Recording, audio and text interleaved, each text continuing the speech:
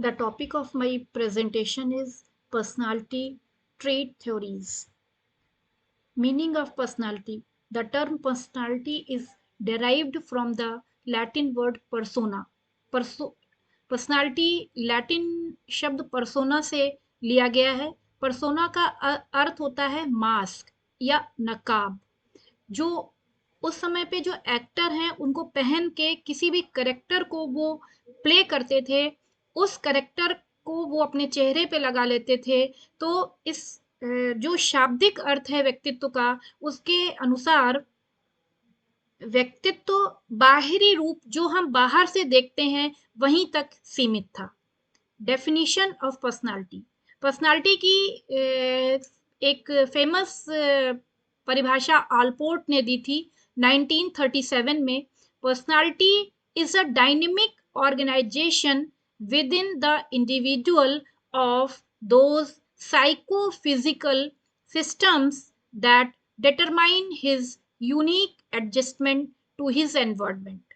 इस डेफिनेशन में तीन बातें हैं व्यक्तित्व के बारे में। Nature of personality constitutional and dynamic.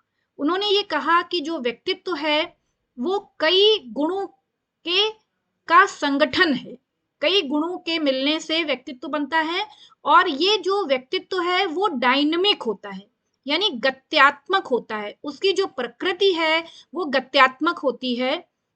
गत्यात्मक का मतलब ये नहीं है कि आज आपका व्यक्तित्व कुछ है और कल आपका व्यक्तित्व कुछ होगा।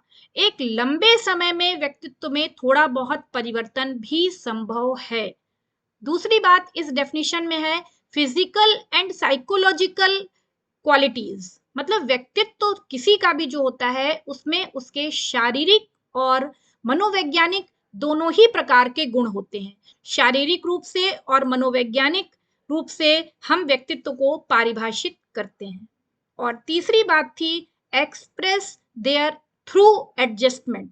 किसी का भी व्यक्तित्व जो एक्सप्रेस होता है, जो हमें दिखाई देता है, वो उसके एडजस्टमेंट से, वो अपने परिस्थितियों के साथ कैसे समायोजित हो रहा है। जब वो समायोजन करता है तो उसका व्यक्तित्व एक्सप्रेस हो जाता है। ये आलपोर्ट ने अपनी डेफिनेशन 1937 में कहा था।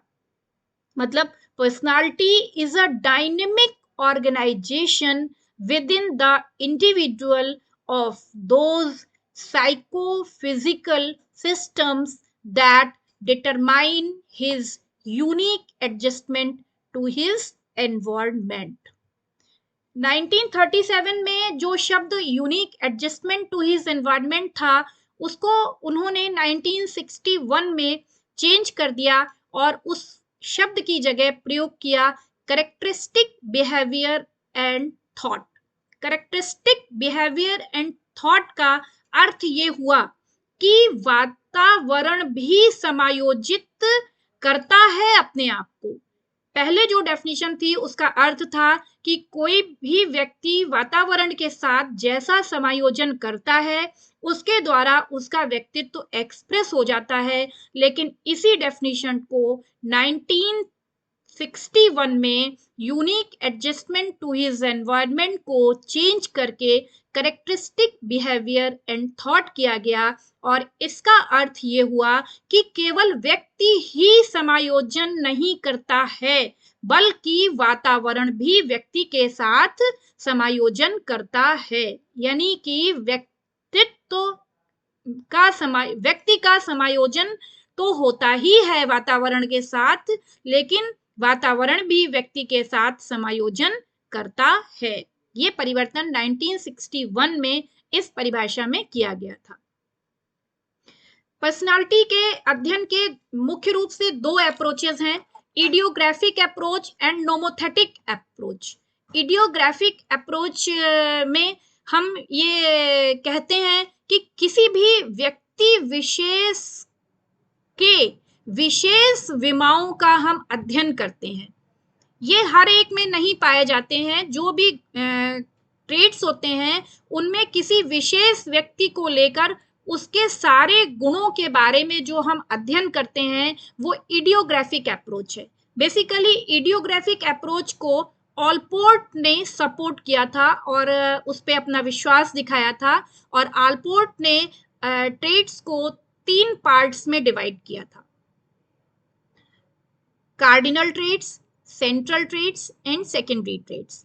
और जो नोमोथेटिक अप्रोच है, नोमोथेटिक अप्रोच में ये कहा गया है कि कुछ विशेष गुणों को उस क्षेत्र के बहुत सारे लोगों में उस गुण का अध्ययन करना नोमोथेटिक अप्रोच है। इसमें हम ये कह सकते हैं कि कुछ ऐसे गुण होते हैं या कुछ ऐसे ट्रेड्स होते हैं जो सभी में पाए जाते हैं, वो उनका जो परसेंटाइल है, परसेंटाइल हम निकालते हैं, किसी में कम या अधिक होता है लेकिन सभी में पाया जाता है। जैसे एक रिस्पॉन्सिबिलिटी है, रिस्पॉन्सिबिलिटी के को हम अगर बहुत से लोगों में अध्ययन करें तो हम बताएंगे उनमें किस व्यक्ति में कितनी है। इस अप्रोच को कैटल ने सपोर्ट किया था और कैटल ने इसके आधार पे अध्ययन किया था। इन दोनों अप्रोचेस में बेसिकली जो डिफरेंस है वो हम ऐसे समझ सकते हैं कि इडियोग्राफिक अप्रोच जो है, उस अप्रोच में कुछ विशेष गुणों के किसी एक व्यक्ति के सभी गुणों के बारे में हम अध्ययन करते हैं, और नोमोथेटिक अप्रोच में किसी एक विशेष गुण को लेकर हम बहुत सारे लोगों के बारे में अध्ययन करते हैं। पर्सनालिटी की जो थ्योरीज हैं उनके कई अप्रोचेस हैं। Type approach Hippocrates, Kretschmer, Sheldon and Jung ने दिया है। Trait approach Allport's theory and Cattell's theory.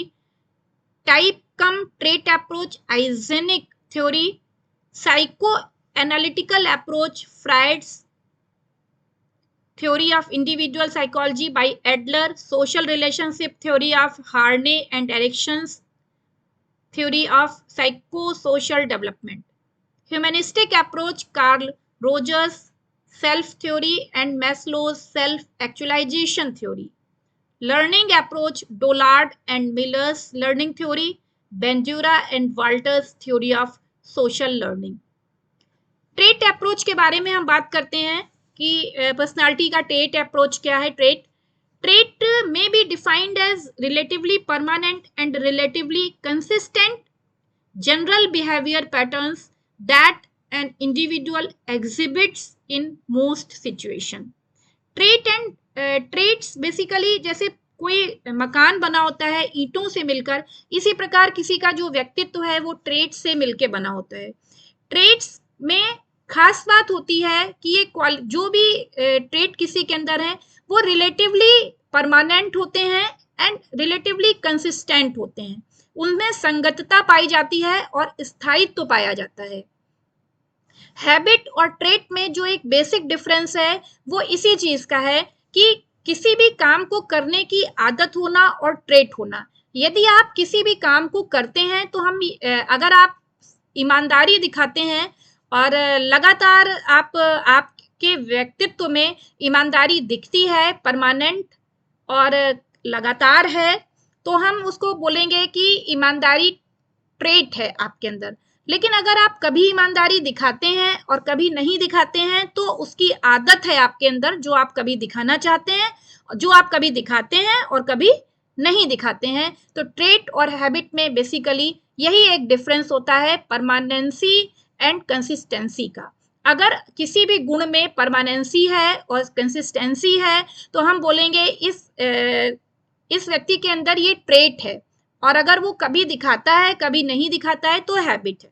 आपके ट्रेट अप्रोच में बेसिकली 2 बेस्ट एग्जांपल हैं, Allport's theory and Cattell theory. अब हम चलते हैं Allport's theory. According to Allport, traits are the basic units of personality. ये जो ट्रेट है ऑलपोर्ट के अकॉर्डिंग ये बेसिक यूनिट है पर्सनालिटी के। उसी प्रकार जैसे हमने कहा किसी भी मकान को बनाने में जो ईंट होती है वो ट्रेट जो होती है वो पर्सनालिटी में वो रोल प्ले करते हैं।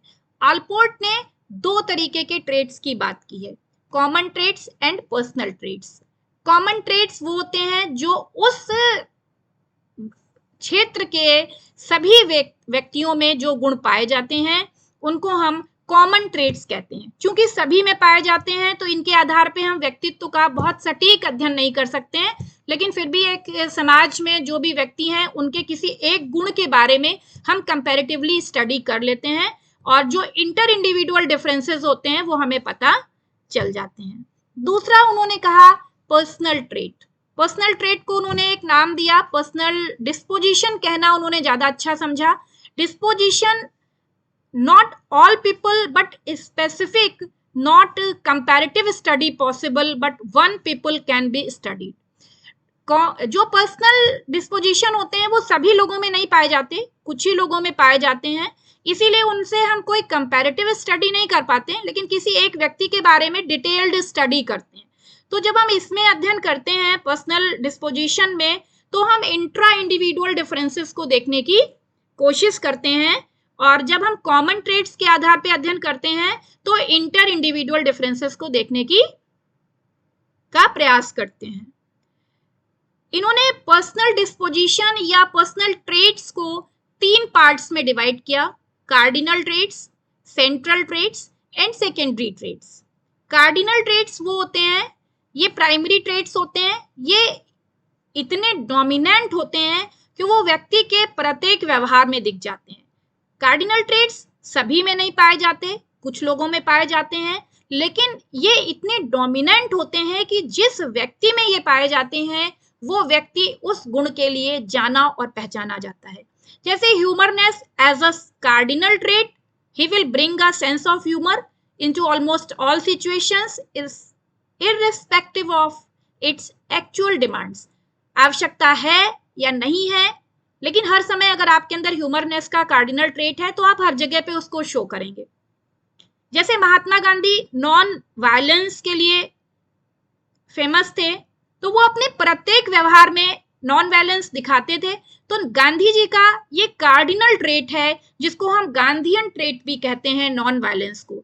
इसी तरह हिटलरियन ट्रेट जो इनके अंदर था, तो ये जैसे हिटलर हैं, महात्मा गांधी हैं, इनमें कार्डिनल ट्रेट्स पाए जाते हैं और ये अपने इस कार्डिनल ट्रेट की वजह से फेमस होते हैं। Central traits represent those few characteristic tendencies which can be ordinarily used to describe a person: honesty, kindness, submissiveness, etc. Central traits प्रत्येक व्यक्ति में 5 से 10 सेंट्रल ट्रेट्स पाए जाते हैं। वो इतने डोमिनेंट नहीं होते हैं जैसे कार्डिनल ट्रेट्स होते हैं, लेकिन जैसे ईमानदारी है, दयालु होना है, ये आपके सेंट्रल ट्रेट्स में आते हैं और 5 से 10 प्रत्येक व्यक्ति में पाए जाते हैं, और इन 5-10 ट्रेट्स के बीच में ही उस व्यक्ति का व्यक्तित्व घूमता रहता है। According to Allport, for knowing an individual's personality we need to know only 5 to 10 such central traits। Allport का ये मानना था कि किसी भी व्यक्ति के व्यक्तित्व को समझने के लिए केवल ये 5 से 10 जो सेंट्रल ट्रेट्स हैं, इनके आधार पे ही आप उसके व्यक्तित्व के बारे में बता सकते हैं। थर्ड नंबर पे आते हैं secondary traits. Secondary traits not as dominant as cardinal और सेंट्रल ट्रेट्स।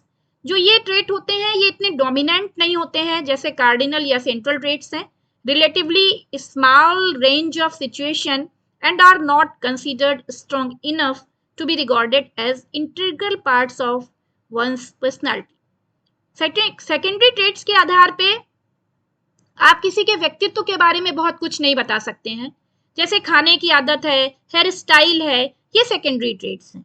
और एक और खास बात है कि किसी भी व्यक्ति में वही ट्रेट सेंट्रल ट्रेट हो सकता है और वही ट्रेट सेकेंडरी ट्रेट हो सकता है। इसको हम ऐसे समझ सकते हैं जैसे कोई एक्सट्रोवर्ट पर्सनालिटी है, बहिर्मुखी व्यक्तित्व का अगर कोई व्यक्तित्व है अगर किसी का, तो उसके अंदर जो सामाजिकता होगी वो उसका सेंट्रल ट्रेट होगी। लेकिन अगर कोई इंट्रोवर्ट पर्सनालिटी है किसी की, तो उसके अंदर जो ये सामाजिकता है ये उसका सेकेंडरी ट्रेट होगा।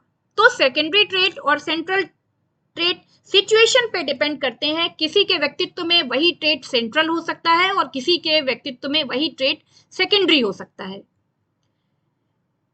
आलपोर्ट ने अपनी थ्योरी में एक वर्ड इस्तेमाल किया था, प्रोप्रियम।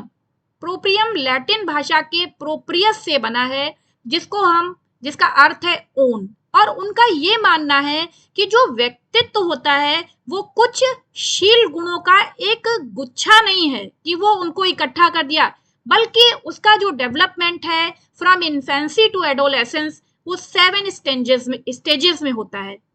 Number 1 bodily self, number 2 self identity, number 3 self esteem, number 4 self extension, number 5 self image, number 6 ratio coping, number 7 appropriate striving। bodily self का जो डेवलपमेंट है वो 1 साल में होता है, सेल्फ आइडेंटिटी 2 साल में डेवलप होती है, और सेल्फ एस्टीम 3 इयर्स में, self extension 4 to 5 years, self-image 5 to 6 years, ratio coping 6 to 12 years and appropriate striving adolescence age में डेवलप होता है।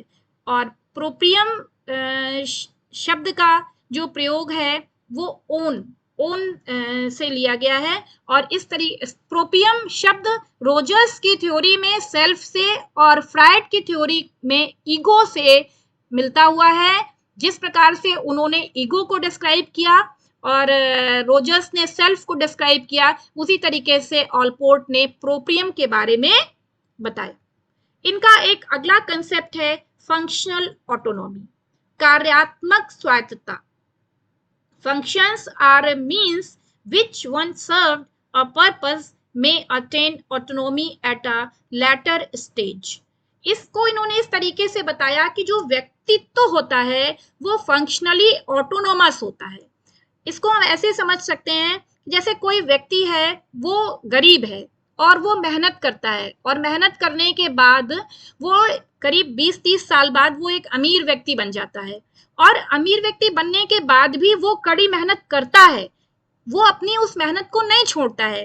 तो व्यक्तित्व जो होता है वो फंक्शनली ऑटोनोमस होता है। मतलब कहने का कि जो मेहनत करना जो उसका एक समय पे साधन था जिसके द्वारा वो अमीर बना, या वो बाद में वो उसका एक लक्ष्य बन जाता है, और जो ये लक्ष्य बनता है इसी को हम कहते हैं कि जो व्यक्तित्व होता है वो फंक्शनली ऑटोनोमस होता है, वो स्वायत्त होता है।